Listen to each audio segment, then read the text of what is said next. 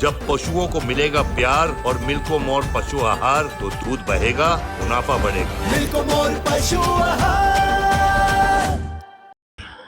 देखिए, जो क्षेत्रीय दल हैं, जो छोटे दल हैं जिनका प्रभाव केवल एक स्टेट में है या एक स्टेट के भी कुछ हिस्से में है, इन पार्टियों को सबसे ज्यादा दिक्कत है अगर इस तरह का इलेक्शन होता है तो।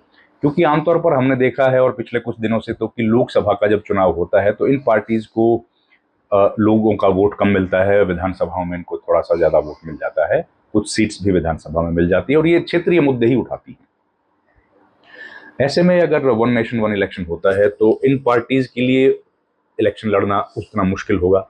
दूसरा, जो संविधान है, संविधान के में India is a union of states, India is union of states है।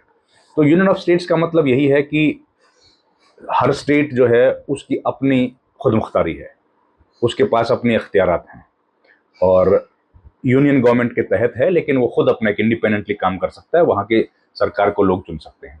तो उस पर भी इसका असर पड़ेगा और इसीलिए जो फेडरल स्ट्रक्चर है उसको भी रीजनल पार्टीज को लगता है कि उसको इस बात से दिक्कत होगी अगर एक साथ चुनाव किए जाएंगे तो।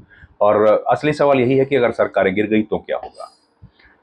ऐसा पहले हुआ है और केंद्र सरकार ही गिर गई तो क्या सभी राज्यों के चुनाव दोबारा कराए जाएंगे?